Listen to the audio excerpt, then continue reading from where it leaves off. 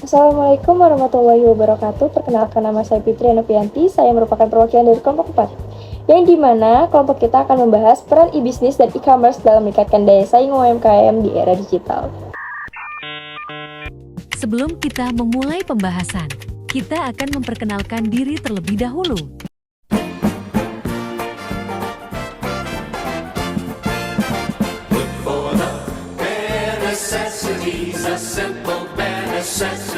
Forget about your worries and your strife. I mean the bare necessities of Mother Nature's recipes that bring the bare necessities of life. Di era digital seperti sekarang ini, teknologi informasi sangat membawa perubahan besar dalam cara bisnis dijalankan. Salah satunya adalah e-bisnis dan e-commerce. Nah, dalam kesempatan kali ini, kelompok kita akan membahas pengertian, manfaat, dan hasil observasi kami terhadap pelaku usaha jasa yang telah menerapkan sistem ini. Yang pertama, pengertian e-bisnis dan e-commerce. Menurut kalian, apa sih pengertian e-bisnis dan e-commerce itu? Jadi, e-bisnis adalah segala aktivitas yang dilakukan menggunakan teknologi informasi seperti proses produksi, pemasaran, pelayanan, hingga pengelolaan internal perusahaan. Lalu apa sih itu e-commerce? E-commerce adalah bagian dari e-bisnis yang berfokus pada proses transaksi penjualan secara online. Contohnya yaitu seperti jual beli di Shopee, Tokopedia, Instagram, lalu dan yang paling populer pada kali ini adalah live TikTok di kalangan UMKM. Lalu apa sih perbedaan e-bisnis dan e-commerce?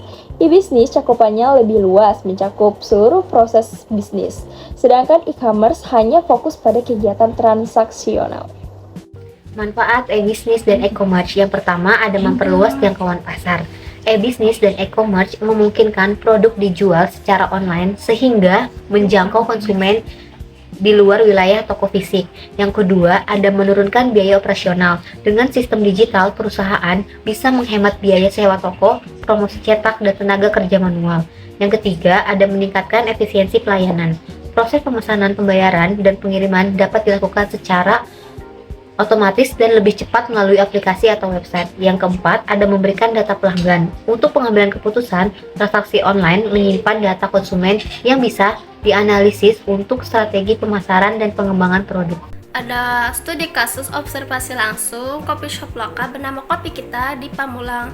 Berdasarkan hasil pengamatan dari kelompok kami, mereka telah menerapkan berbagai strategi e-bisnis seperti menggunakan akun IG untuk promosi, WA bisnis untuk pemesanan, serta Google Bisnisku untuk meningkatkan visibilitas restoran mereka. Lalu mereka juga berinteraksi dengan pelanggannya secara digital. Melalui live, pelanggan bisa melihat menu, berinteraksi langsung, serta melakukan pembelian menggunakan fitur keranjang kuning tanpa harus keluar dari aplikasi. Mereka juga rutin mengadakan promo khusus selama live seperti diskon pemesanan serta bundling menu.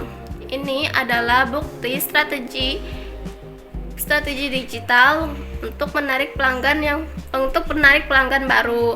Mereka juga menggunakan fitur Insight Mesos untuk melihat waktu live yang terbaik serta produk yang paling diminati oleh pelanggan. Lalu ada tantangan dalam penerapan e-bisnis dan e-commerce. Yang pertama ada keterbatasan teknologi.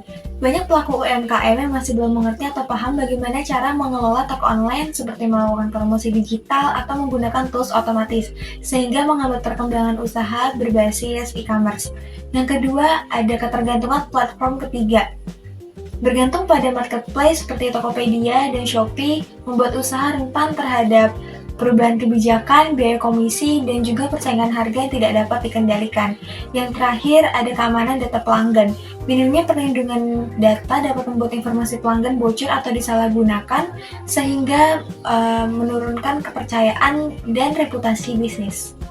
Nah, yang selanjutnya, ada beberapa solusi untuk menghadapi berbagai tantangan dalam penerapan e-bisnis dan e-commerce. Untuk menghadapi berbagai tantangan tersebut, para pelaku UMKM perlu mendapatkan pelatihan digital yang sesuai dengan kebutuhan mereka, seperti penggunaan aplikasi bisnis, pemasaran online, dan pengelolaan toko secara digital. Selain itu, pembuatan website sendiri juga tidak kalah penting loh, karena bisa mengurangi ketergantungan pada platform pihak ketiga, sehingga para pelaku UMKM bisa lebih leluasa dalam mengatur promosi dan menjaga hubungan langsung kepada pelanggan. Penggunaan sistem Customer Relationship Management atau CRM bisa menjadi solusi yang efektif dalam mengelola data pelanggan dan menyusun strategi penjualan yang lebih personal. Di sisi lain, optimalisasi media sosial seperti penggunaan Instagram, penggunaan TikTok, dan WhatsApp Business bisa menjadi saluran pemasaran yang utama dengan memiliki biaya yang rendah namun memiliki jangkauan yang luas. Yang terakhir yaitu solusi menghadapi tantangan. Untuk mengatasi berbagai tantangan pada penerapan e-commerce ini, pelaku UMKM perlu mendapatkan pelatihan digital seperti penggunaan aplikasi bisnis, pemasaran online, dan pengelolaan toko digital. Selain itu juga, pembuatan website sendiri ini sangat penting agar tidak ketergantungan pada platform pihak ketiga seperti Shopee, Tokopedia, dan lain-lain. Pembuatan website sendiri ini bisa melalui WordPress sehingga ada fitur pemesanan langsung. Seperti yang kita tahu, untuk menjual produk pada platform pihak ketiga itu ada biaya komisinya. Dengan adanya pembuatan website sendiri ini, pelaku UMKM bisa lebih leluasa dalam melakukan promosi dan bisa berhubungan langsung dengan pelanggan. Adapun penggunaan sistem Customer Relationship Management atau CRM ini bisa menjadi solusi yang efektif dalam pengelolaan data pelanggan dan penerapan strategi yang lebih personal lagi. Apa sih itu CRM? CRM ini sistem yang menganalisis data pelanggan, menganalisis perilaku pelanggan, strategi pemasaran yang lebih personal lagi, dan lain-lain ya. Seperti apa sih bentuk CRM ini? Contohnya seperti Salesforce, HubSpot, dan Zoho.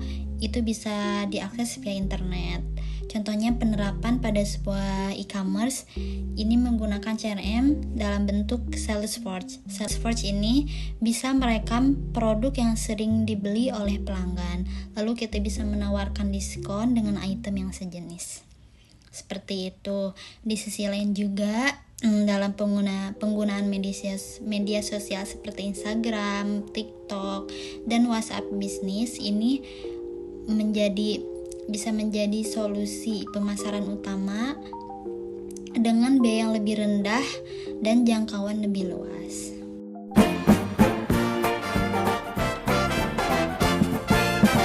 Look for the bare necessities, the simple bare necessities. Forget about your worries and your strife.